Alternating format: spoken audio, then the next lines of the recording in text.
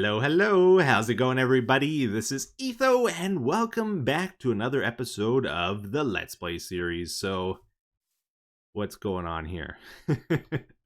Oh, I've just been standing here, just dreading this, terrified, so nervous. What's gonna happen? I don't know. We'll find out. So, if you don't know what the deal is here, I'm still using an old snapshot from a few months ago. I have not wanted to upgrade. I've been putting it off because I'm hoping Mojang will revert their Redstone changes with the 1.16 update. But the 1.16 update is out now. They did not revert them, so I just gotta suck it up and take it, basically. So here's the deal. They made a very subtle change with Redstone to try and make it a little easier for new players to understand. Basically, when Redstone is pointing at a block now, it's gonna power that block. So in the updates, this redstone is pointing at the bone block, so this bone block gets powered, which means this light turns on, this comparator on the other side gets powered, and basically it just changes redstone. That's fine, right? For the average player. Most people, they only have a world around for a few months, maybe. They usually don't do a lot of redstone, but for me, oh man, this is going to be horrible. I got an old world, years old here, with full of redstone contraptions, a lot of weird stuff as well, and I know this is going to break a lot of things. But let's update and let's see what happens here.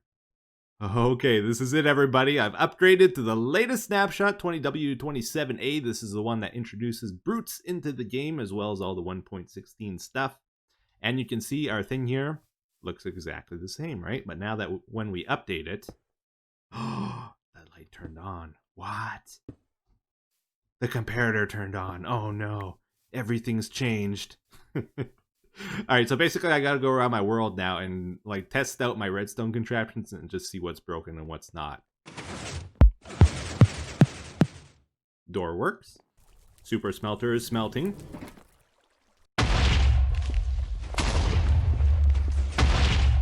Tree farm looks good. Bamboozler is working just fine. So far so good, but let's try a trickier one now. Let's check out the Nexus here. I've seen some people say in the comments the hexadecimal decoder here doesn't work in the updates, which has me worried. Because I don't know how to fix that if it doesn't work. It's going to be tricky. Let's give it a test run there. Let's maybe try to get some netherrack. So E5, E, and then 5 over here. Pull the lever. We should get some netherrack delivered here. And yeah, it's looking okay, actually. That's great. Yeah, it might not be as bad as I thought it was going to be, actually. So pumpkin farm is still working okay. Let's check out the brown mushroom farm. Like on Hermitcraft, half of my stuff broke there, which might have just been a bad coincidence, I guess. I kind of expected something similar here. Mushroom stalks got pushed up as well. That's what they're supposed to do. Yeah, the potion lab is all good here. Alright, well I've checked a lot of the stuff now and I haven't found anything broken yet, so I'm very happy about that. But Wilson is a big one as well. Let's check this out. So, give him an apple, see if that still works. Yeah, okay, that's good. Super happy Wilson. Neutral Wilson. Sad Wilson. Very sad Wilson. And dead Wilson. So all the faces are working still. Let's try the food bar. See if that still works. That should go up by about 2, I think. Yeah, that looks good. Let's test out the blue fire here. This was a really weird contraption. Well, it looks like I might have been worried about nothing, because I can't find anything broken, actually. So that's great, actually. I was really worried about that. There might be some broken stuff. I just haven't discovered it yet. I don't know, but it's nothing major like I expected. So that's good. Now that I've updated, we have access to a brand new redstone contraption, the target block. Let's try the trident out. Oh, it does work. So the closer you hit to the center, the further the signal goes, I believe. Let's get this stretched out a bit more. All right, let's check this out. Yeah, so it doesn't go all the way. If I get closer to the center, then it reaches further. That's the intended purpose of the target block, but what it's actually going to get used for most of the time is the new functionality it has in Redstone. So check this out. When you put it next to a redstone line, you see the redstone actually connects to the target block, while with other types of blocks it doesn't do that. So this is a special functionality of it, And I'm going to be using that probably a lot because it's really cool. So you can see the repeater turns on here, the torch goes off. That makes it great for compacting redstone, but it's also pretty useful when working with comparators where the signal strength matters. So let's say, for example, we add redstone dust here. This has a strength of 1 over here. But if I add a target block, we go up to 2. So I have a little bit more control over what I want to happen here. All right, so I've been trying to build up my shulker box collection lately. So I did another hour of End City raiding the other day, and this is what we got. Look at this. Bunch of stuff, and a bunch more stuff. And 48 more shulker shells to add to the pile. All right, everybody, so let's get to it here. We're gonna head over to the Crimson Keep to work on our Piglin bartering station today. Now, I'm gonna try to do something a little bit challenging here. Oh, there's a random shulker box here with random stuff in. Let's take the random stuff. Huh. That's got to be a new glitch. Whoa, okay, hello. That probably happened because I was recording while riding the ice road, and those two don't go together very well. My game can't keep up at all, and it does some funny stuff afterwards. You gotta be careful here. There's gonna be the brutes spawning now, I think. Right? Don't see any, though. What's the plan? What's going on here, guys? Well, let me tell you all about it. So, mined out a bunch of blackstone here. Kind of got an area started. We're going to be putting a giant Piglin bartering trading hall here. The way I want this to work is we'll probably have a double chest somewhere. We put the gold in. It's going to split that gold up to probably, I'm guessing, at least 24 piglins, but we'll know when we start testing this out. But a whole bunch of piglins, right? They're going to give us their items, and then we want to auto-sort those into a bunch of chests. Before we get started, though, we're going to do a little redstone lesson with Etho.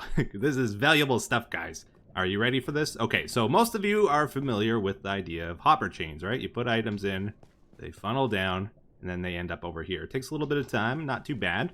And then we can hook other hoppers underneath these to pull the items out and set up item filters and all kinds of stuff, right? So one of the major bottlenecks when making massive systems in Minecraft is the speed of hoppers. They can transfer items at 2.5 items per second, or this speed here, which is great in most circumstances, but like with Piglin bartering, where we're getting tons and tons of items, this is going to get backed up really quickly.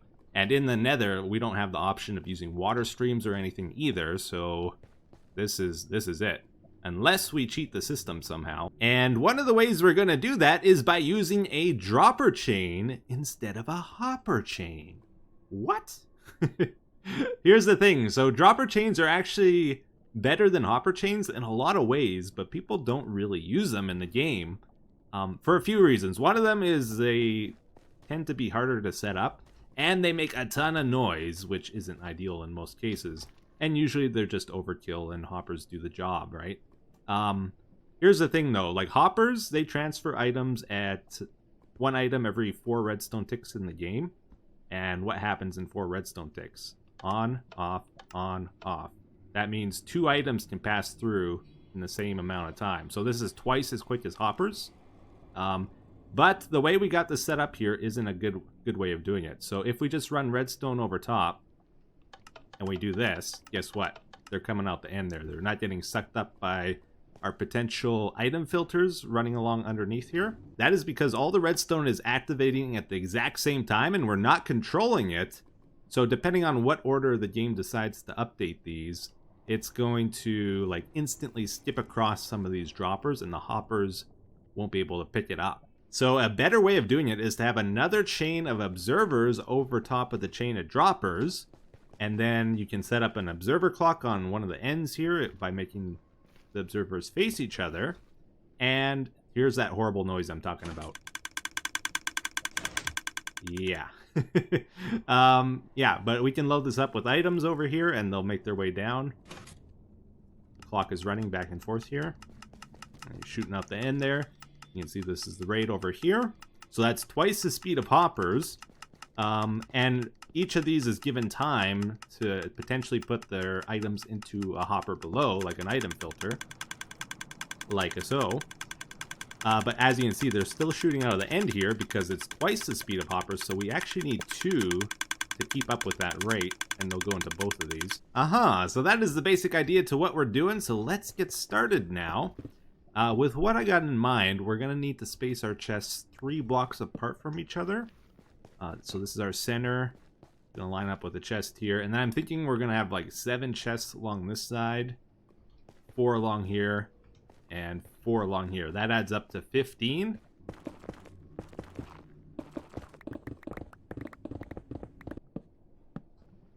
Okay, so we got our room expanded a little bit more here, and our chest positions figured out. Hopefully. Again, this is not something I've built in creative already, so we're going to kind of figure it out as we go here. But I believe we're going to want to store 15 different items. There's 13 stackable items you get from Piglin bartering, and then there's the fire-resistant potions. There is the iron boots with soul speed on, and then there's the soul speed enchanted books. That adds up to 16, but we're going to void the iron boots probably. I don't want to save those. So 15 total. What we're going to be doing is trying to do 4 times hopper speed with the system. So we got to point 4 hoppers into each of these double chests. And I very quickly ran out of supplies there, so we had to come back here, and we're going to make a bunch of chests, bunch of hoppers and stuff. Yeah, chests, and how much iron do I have? I might need to go get some more iron, actually. We had like over 8 stacks of iron blocks just 1 or 2 episodes ago, and somehow they're all gone now. I don't know where they all went, so we gotta spend some time at the new goon farm here, get some iron, get some gold. Oh yeah, still working. Okay, so check it out. We are back at working on the project here, and as you can see, it is actually a pretty big project. Very expensive one as well. All these hoppers, man, that's a lot of iron in there. So I actually had to move the chests again. I expanded the room a little bit more. I realized I need more space between these two. So yeah, this room got a little bit bigger. I'm about to set up the dropper chains here. I just kind of want to show you guys how that's going to be done. Also, while digging this out, I found out there is a giant lava pool above us, and you can see the lava droplets coming down. But yeah, so we're going to be doing a double dropper chain, which means 4 times hopper speed. And I want to show you how to do the corners here. So it is possible to take corners with this. We got to go like, yeah, 1 more this way, and then we got to go this way.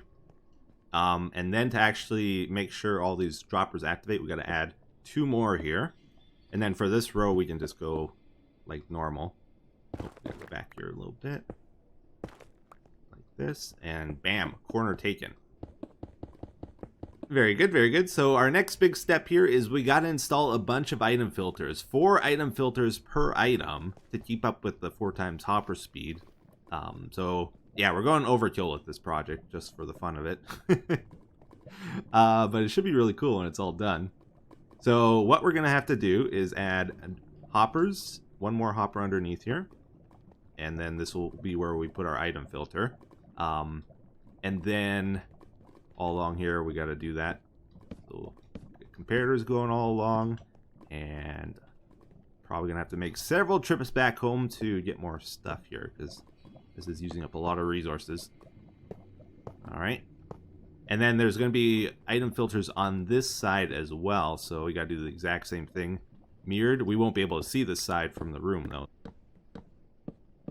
Very good, very good. So we got those item filters installed, but it occurred to me, some of the items we get from the Piglin bartering can't actually be sorted with an item filter that way. The non-stackable items. We get iron boots with soul speed on from the Piglins, as well as fire-resistant potions, splash fire-resistant potions, and enchanted books. And these are all mixed in with the other goodies you get from them.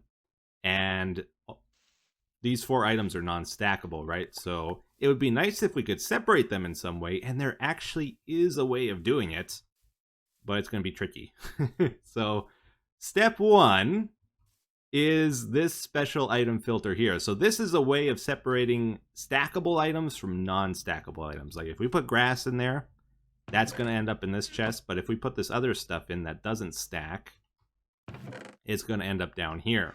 And one will get stuck in the hopper there. So basically, these will emit a signal strength of 2, while the non-stackable is only a signal strength of 1. If it's 2, then it unpowers this hopper over here and it pulls the items down instead of it going in here. That's the way we do that. So that's step 1, and I'm kind of imagining the piglins are going to be standing right on top of this hopper here, throwing their goodies in there. And then we got to work on separating these 2 different branches. So this branch with the stackable items, that's these items here. This is what we've been working on most of the episode for. We have a home for those now, and that's kind of all set up with the dropper chains and stuff. But now we also want to work on the non-stackable items. So I've done step 2 here. This is for separating potions from the other non-stackable items. So if we, again, do this little test here, throw in our goodies, enchanted books, and all that kind of stuff, it's going to run those into a brewing stand, and enchanted books and the boots can't go into the brewing stand, so they get stuck here. And then after a certain amount of time, if they're still in there, this special filter unpowers the hopper below and it pulls items out and puts them in. Why are those in there? Wait a second. Wait, I should have tested this before I started recording. What did I do wrong? I did something wrong, guys. Oh, maybe I don't know. Okay, I think I was just getting overwhelmed. Like, it always worked if I just put 1 potion in, but I think sometimes 2 were going into the hopper at the same time. So I've tried to speed this up now. I replaced the hopper with a dropper, and now we also have a redstone dust here. Powers this bone block, and then we power the power rail to update the dropper so that it knows it's getting powered diagonally here. And then I also set this to 1 down here instead of 2. Just to try to get this working a little bit quicker. And now let's try a test here. So we're going to put a bunch of stuff in here. Let's put the stone in. Let's put some more potions, enchanted book. And hopefully everything ends up where it's supposed to go. Alright, first potion in. Oh, it worked through the stone, I think. Yeah, stone's in there. Potion's in here. Ah, 1 got in there. Okay, I think we got it here now. Same kind of issue. I think 2 items were going in the dropper at the same time, and that was messing it up. So now, replace the block there with a target block so that this will point at it still. And then we branched off here. We got a 2-tick delay to lock this hopper. So it'll give this time to get the item out before another one goes in. And as far as I can tell, I've tested it a few times now. It seems to be okay. A bunch of stuff in here. Unlock that so it starts sorting. You see they're going into the brewing stand. Some stuff should be going down here. Yep. Potions in there. Grass blocks in there. So that will leave us with books and boots in one of the chests, and then the 2 different fire-resistant potions in the other one. Now we might want to refine this further. I haven't decided yet. We might void the splash ones. Just so it's all the same type of potion. Because we're going to be getting a lot of potions, and it might just be a good idea. I don't know.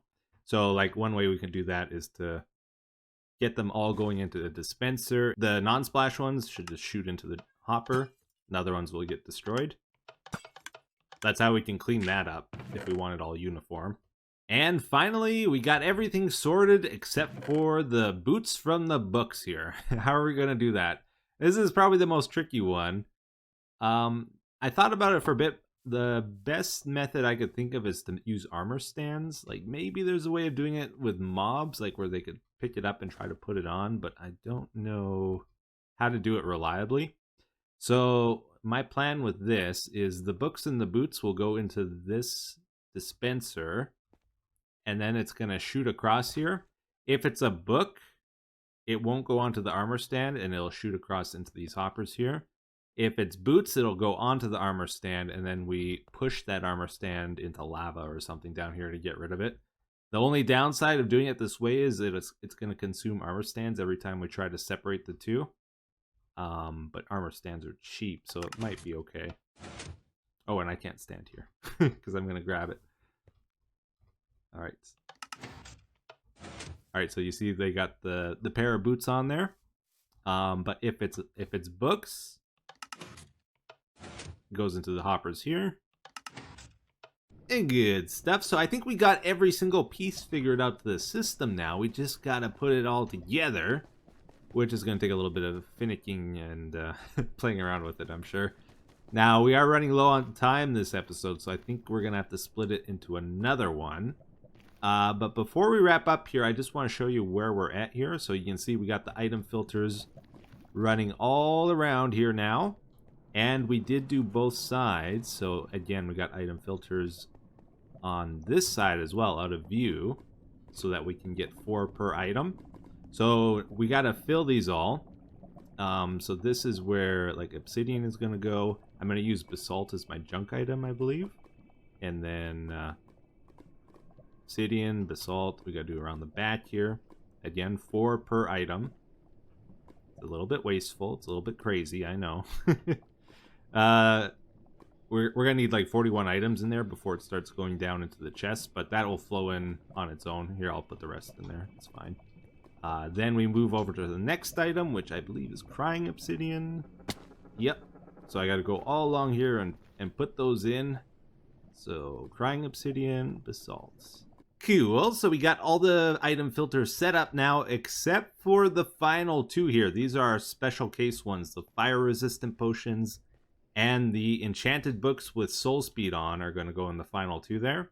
And we don't run those items through these regular style item filters. We're going to tear these out on the final 2 rows and set up our other item filters we designed today for the non-stackable items. But then all the stackable items we have to send into these droppers at the end here. And ideally, we want to be able to split those evenly, so half the Piglin trades will go into one and half into the other. And when an item goes into these droppers, we want the clock to activate. So we'll just do it manually for now. I'll just show you the speed of this. So we put 4 stacks of soul sand in, and that should make its way down to here. And it did, so it's filling up at a very nice speed. And we're getting attacked. You know, I haven't seen a single one of the brutes yet. I don't know if they're not spawning here or what. You can see nothing shooting out of the end here, so they're all going into the filters. They're keeping up, no problem. Did I hit you? I think I hit them. They're mad. Sorry. Alright. Having that beacon here has helped so much, though. Whoa, I'm an idiot. Rockets, quickly. Oh, that was close. Well, anyways, guys, I'm out of time for today's episode, so we should wrap up here with the comment of the day, which says, "Hey, Etho, have you ever considered going back to the Ender Porter? I recall there was an issue with the loading of chunks, but with how Nether Portal chunk loaders work now, would it be more possible now?" I'm not quite sure I know exactly what he means by Nether Portal chunk loaders. I'm assuming something that shoots items through constantly.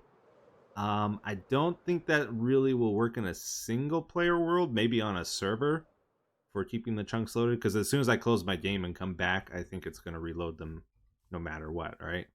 I don't like the idea of keeping chunks loaded either, because that's going to lag my world as I'm playing constantly, and I don't think it's really worth it.